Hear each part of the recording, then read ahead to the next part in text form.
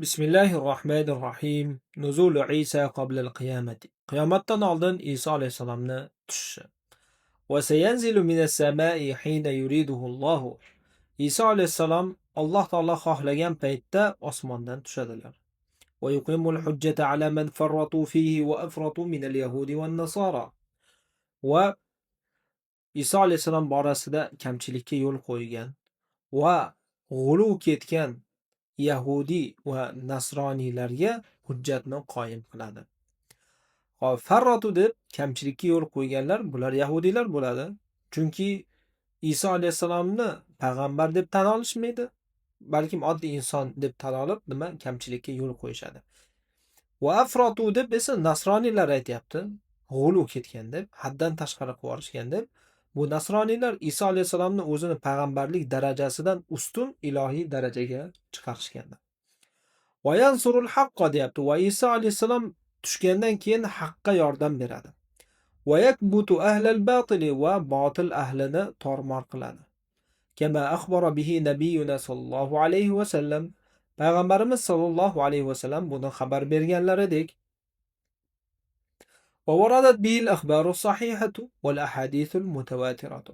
Sahih xabarlar va mutawatir hadislar vorid bo'lgani kabi, uni vorid qilib keltirgani kabi. Hop, ahadisul mutawatir hadis deb aytiladi. Bir hadis juda ko'p roviydan, u roviydan esa juda ko'p sahobadan, u sahobalardan yanada ham ko'p nima deydi, tobiinlar, u tobiinlardan yanada ham ko'proq taba tobiinlar bo'lib bu hadis juda ham mashhur bo'lib ketsa, bunga mutawatir deyiladi. Ya'ni o'ta ko'p rivoyat qilingan hadisga mutawatir deyiladi. Bu mutawatir hadisda shak shubha bo'lmaydi. Hop, mayli. Wa'taqadahul muslimuna fi kulli asrin. Va musulmonlar barcha asrda mana shu narsani e'tiqod qilganlar. Ya'ni Iso alayhisalom qiyomatda tushligini e'tiqod qilgan. Va sadaqallohul azim. Alloh taolo buyuk, Alloh taolo to'g'ri gapiribdi.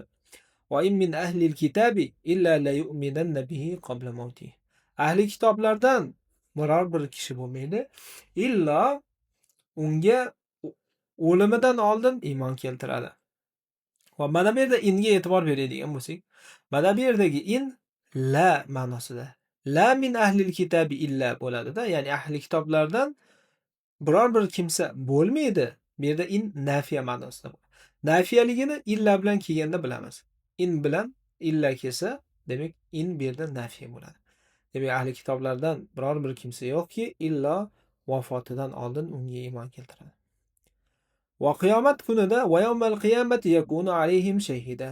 Va qiyomat kunida esa mana shu ahli kitoblarga qarshi guvoh bo'ladi. Xo'p, endi mana bu hadis borasida olimlarda ikki xil qavl bor. Birinchi qavl, mana bu yerdagi qabla mavtihi dagi mana bu zamir Iso alayhisalomga qaytadi dedi. Ya'ni Iso alayhisalom vafot etishidan oldin ahli kitoblar iymon keltiradi Iso alayhisalomga deyiladi. Xo'p, bu Iso alayhisalom hozirda tiriklar. Alloh taolo osmonga ko'tarib ketganlar va nima deydi? Hech kim Iso alayhisalomni o'ldirmagan. Va Iso alayhisalom qiyomatdan oldin yerga tushadilar. Tushgandan keyin Dajjal bilan kurashadi. Dajjal bilan kurashgandan keyin bir tinchlik vaqti bo'ladi. U tinchlikdan keyin Iso alayhisalom nima qiladi? Vafot etadi. Demak, Alloh taolo mana shu birinchi qavlga ko'ra Alloh taolo mana shu Iso alayhisalomni tushishiga ishora qilayotgan bo'ladi. Ya'ni Iso alayhisalom tushganda ahli kitoblar hammasi iymon keltiradi. Bu birinchi qavl.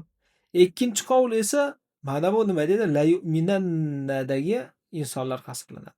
Ya'ni ahli kitoblardan biror bir kimsa vafot etmaydi, illo o'zini o'limidan oldin Iso alayhisalomga iymon keltiradi. Ya'ni o'layotganda ahli kitobdan biror bir kishi o'layotganda Iso alayhisalomga iymon keltiradi.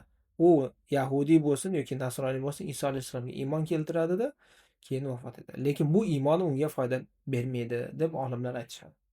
Bu katta mufassir bo'lgan ahli ilmlarda bo'lgan ixtilof. Demak, mana shu birinchi qavlga ko'ra Alloh taolo mana bu yerda Iso alayhisalom tushishligiga ishora qilayotgan bo'ladi.